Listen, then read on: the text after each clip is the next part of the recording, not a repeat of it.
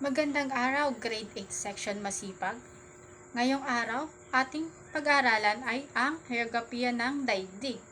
At una sa lahat, ang Heograpiya class ay galing sa salitang Griyego na geo means lupa or daigdig.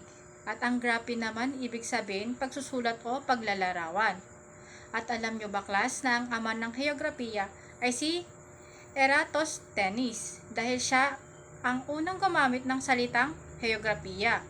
At ayon sa National Council for Geographic Education at Association of American Geographers, meron tayong 5 tema ng heograpiya na ang layunin nito, class, is padalihin yung pag-aaral ng heograpiya. At ang una sa 5 tema ng heograpiya, class, ay ang lokasyon, na kung saan ito ay ang kinaroroonan ng isang lugar. At sa lokasyon, class, meron tayong 2 uri ng lokasyon. At ang una sa 2 uri na ito ay ang relatibong lokasyon, na kung saan matutukoy ang lokasyon ng isang lugar o rehiyon batay sa paglalarawan ng katangian ng mga lugar na nakapalibot dito. Gaya na lang dito ng insular, katubigan, at vicinal, kalupan o karatig bansa. At ang pangalawa naman sa uri ng lokasyon ay ang absolute na lokasyon. Dito naman, class, gumagamit ang geography ng coordinate system na tumutukoy sa lokasyon. Ibig sabihin, class, sa coordinate system, ito yung mga longitude tsaka solitude na ginagamit, na usually ginagamit na mga mga papalipad ng eroplano. At ang pangalawa naman, class, ay ang lugar. Ito naman, class, ay tumutukoy sa pisikal at kultura na mga katangian ng isang lugar batay ito sa aspetong pisikal o pantao. So dito naman, class, meron akong halimbawa. For example ko dito is ang Ilocos, na ang sinaunang Ilocos daw ay halos mga lupang sakahan na umaasa lamang sa patubig sa buhos ulan. Dito, dahil dito, class, is kinakailangan nilang tipirin yung mga inani nila para sa isang buong taon.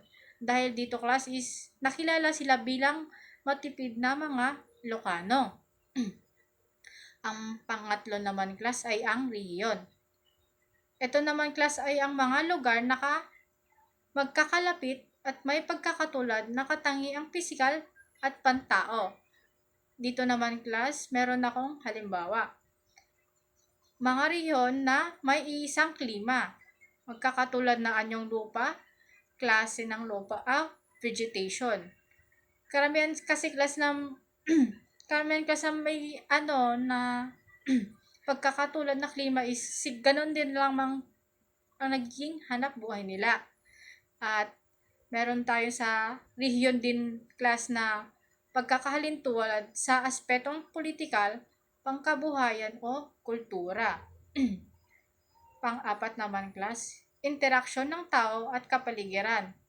Ito naman, class, ay tumutukoy sa kung paano ang tao ay dumidepende, umaayon o gumagawa ng pagbabago ng kanyang kapaligiran. So ibig sabihin dito, class, is tinutukoy niya dito kung paano tayong mga tao is nakadepende sa nakapaligid sa atin. Halimbawa, class, ang mga nakatira sa mga patag na lupa is nagiging magsasaka sila. Samantalang, class, yung mga nakatira sa tabing dagat is nagiging mangingisda sila. Ganon lamang ito, class. At ang panghuli naman, class, ay ang paggalaw. Ito naman, class, ay tumutukoy sa paglipat ng mga tao, produkto, impormasyon o sakit man sa iba't ibang lugar. Ibig sabihin dito, class, paglipat ng mga tao dito, class, is parang nakapaloob na dito yung mga pagmamigrate at mga immigrate. Tapos sa produkto, ito yung pag-i-import and export, while information, ito yung pag-share ng mga impormasyon. At yung sakit naman kasi is may halimbawa ko dito is like parang COVID na lahat tayo is tinamaan. Mostly. At dito nagtatapos ang ating talakayan class. Paalam, grade 8, section Masipag.